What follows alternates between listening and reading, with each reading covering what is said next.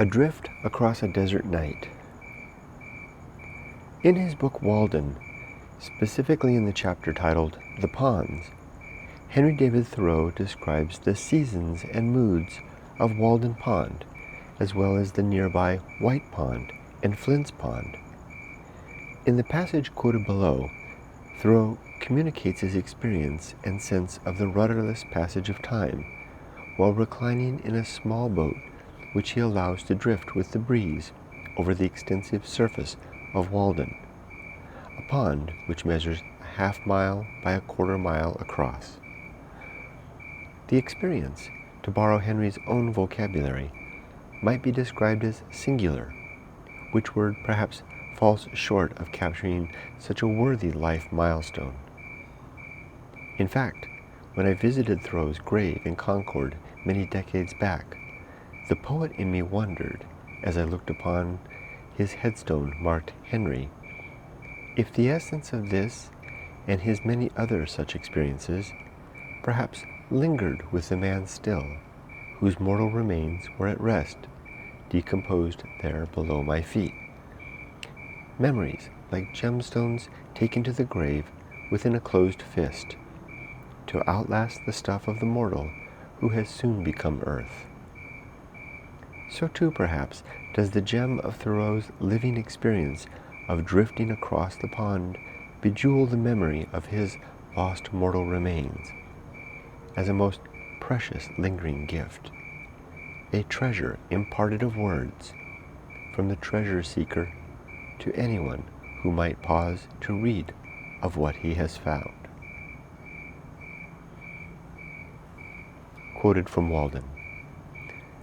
I have spent many an hour when I was younger, floating over its surface as the zephyr willed, having paddled my boat to the middle and lying on my back across the seats in a summer forenoon, dreaming awake until I was aroused by the boat touching the sand, and I arose to see what shore my fates had impelled me to. Henry David Thoreau. Likewise, have I drifted over my own pond, in the desert, at night, when I strike out from Siberia ghost town towards the empty hills and mountains to the north. My open eyes are soon shut by the dark, which depth is deepened by my reluctant use of a torch, and my eager willingness to become lost.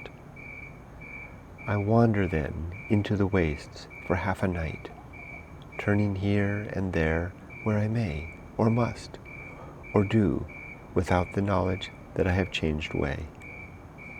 Still air draws me forward like vacuum, while breezes and gusts push me along with whispers and words rustling of night.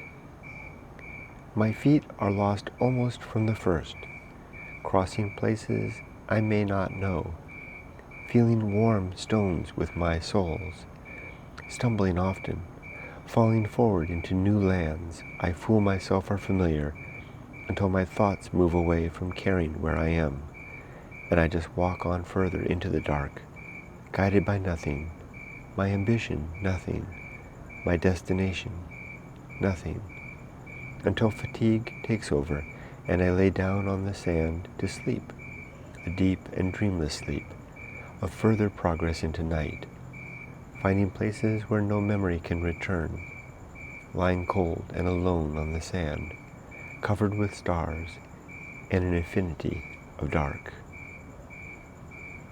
I find myself then where my fates had impelled me to, a shore somewhere I'd never hoped to be.